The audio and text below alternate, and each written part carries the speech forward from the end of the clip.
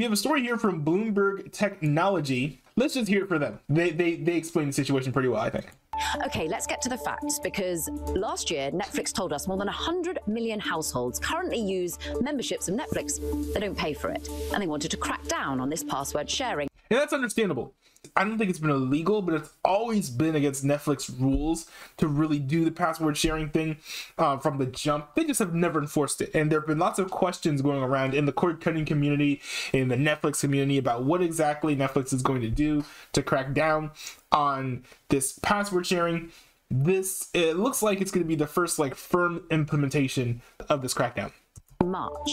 Now, why are we all freaking out right here, right now? Well, they've already been trialing ways to curtail password sharing over in Latin America, in 3 key countries, in fact: Peru, Chile, Costa Rica. And they I forgot about that. Yeah, they were doing some trials internationally. Article to tell users in those countries about some of the changes, but they published it in every single region. Wait. So that's the big deal? What? So they literally went and like they were testing these password sharing rules in more countries. They made a press release about it, released it, but then released it to everyone. I mean, that's a good excuse, but I don't know if I buy that, because I don't know. I can't remember the last time Netflix made a mistake like that, and that sounds like a pretty big mistake to make on a pretty big scale.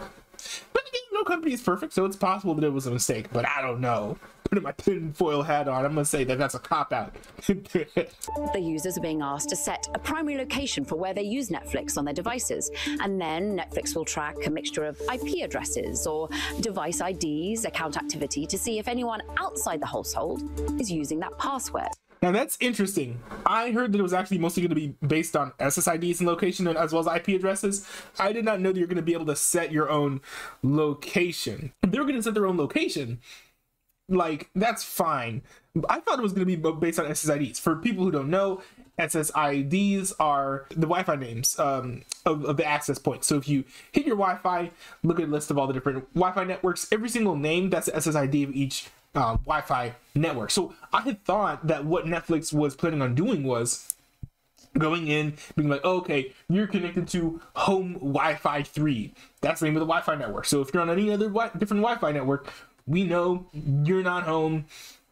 I'll have to check and make sure that you're using the accounts within 30 days at the home address, or I'm logging you out. Like, that's like what I initially heard about this whole thing.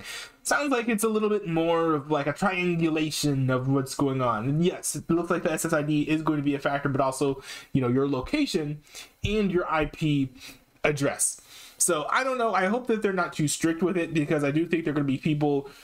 The one thing I'm worried about is people being within the bounds of the rules that Netflix is setting, and they still kick them out for whatever reason. I know here in this house we have a private network and a public network. Well, it's not really like set up like that. It's just 2 networks, but it's essentially a private network and a public network. We have some of our TV devices connected to one of the Wi-Fi networks. The other one is connected to the other Wi-Fi network. If they're so strict that they're even going down to the SSIDs, that means half of the devices that we have connected to my sister's Netflix account just won't work. But then again, this is just a trial. This is just a test that Netflix is. They're saying that it was initially going to be in a few countries. I think that they're scaling it down to those countries. I mean, these are trials, and with all the backlash that Netflix gotten, I would not be surprised if they cancel this plan. And you're going to be incentivized to add members to your own household if you want them to be using it. You've got to pay up. Now, right here. Wait a second. Yo, those prices are crazy. Okay, yo, look, check this. So for basic with ads, capping your quality at 720p, you can get Netflix at the cheapest price for $7 a month. The standard package, which gives you 1080p, is $16 a month, which I think personally for what Netflix offers is pretty high. First of all, the lowest tier should not have only 720p, and there should be a more affordable plan between the basic with ads and the standard plan that has 720p but with no ads, in my opinion. This is just incredibly overpriced. And then the premium service, which has generally been like the main service by and large, as I recall, is $20 a month, which, you know, is pretty high, and you know, $10 more a month and you could literally just get like Sling TV and get like basically cable television, versus just settling for Netflix, which, hey, I hate to break it to you, but Netflix is essentially like the CW with streaming. Like okay, I am watching some things on Netflix. I think Netflix does have some okay stuff. Their movies seem to be a lot better than their shows for whatever reason. I watched Wednesday. I'll get into that later if you guys want me to talk about Wednesday. But I don't know. This just seems like overpricing for the quality of content that you're getting, especially with content leaving Netflix. Netflix is kind of like, they're centering themselves now as this is the place where you come to watch Netflix things, which is a lot better, because they used to be like, oh, this is the place where you can watch The Office and Breaking Bad and all these other shows that we didn't make. Now they're kind of like trying to cement themselves as go to Netflix to watch the Netflix things. And it's great because now at least you're not kind of like pitching yourself as a platform that's other people's content when you're essentially just going to become your own channel at this point.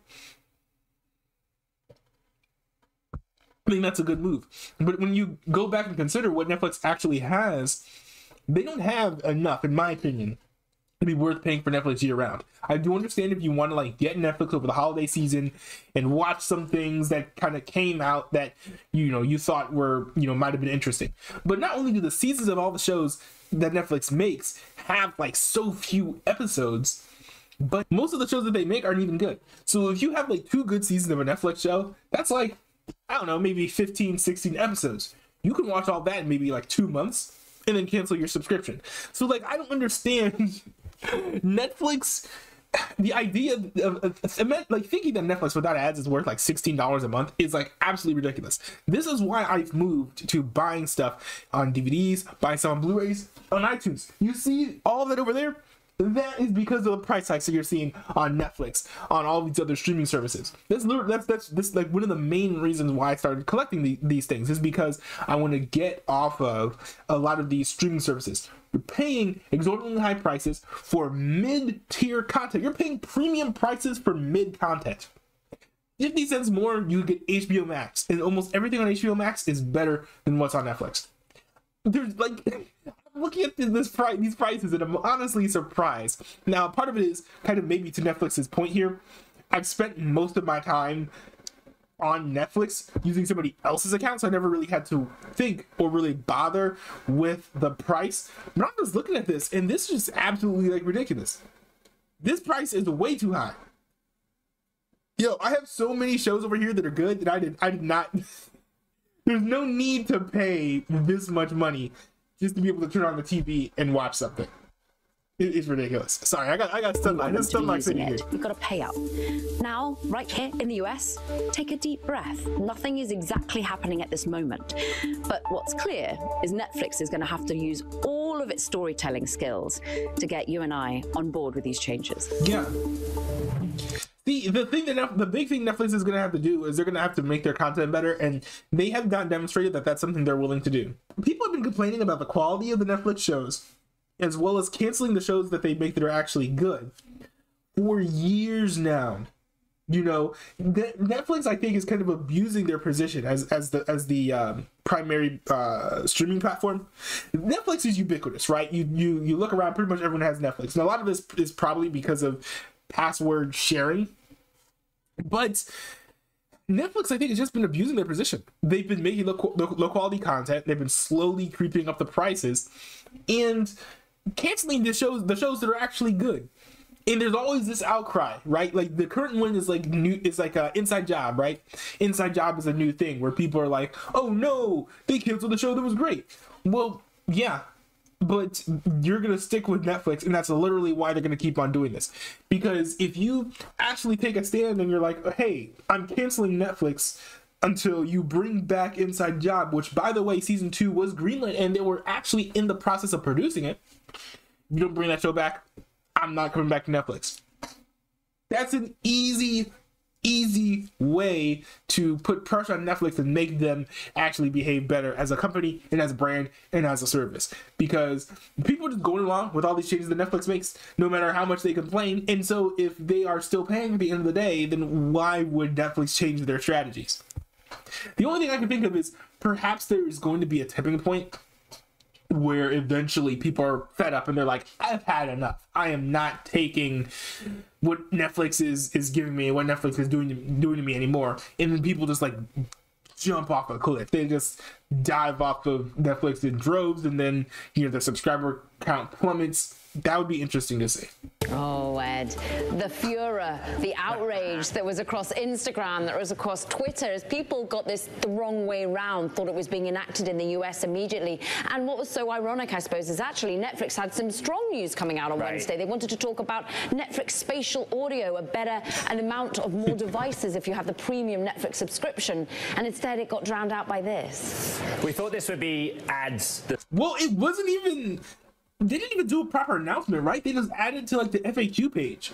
Story for Netflix, right? Ad-supported tier. But 2023 is about password sharing. And Greg Peters, before he was promoted to co-CEO, that was his project. He was out there trying to crack this problem, whether he does it or not. I mean, this was a really fascinating reaction.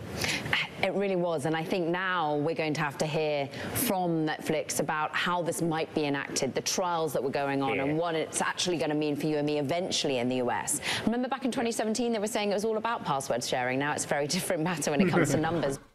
Well, maybe that was part of the plan, right? Is they get people in the door, then lock the door, then kick them in the butt and charge them exorbitant amounts of money to be able to sit down and have a glass of milk. Maybe that was the plan. You get the people in the door, and then you can kind of like upsell them, right? That could be part of it.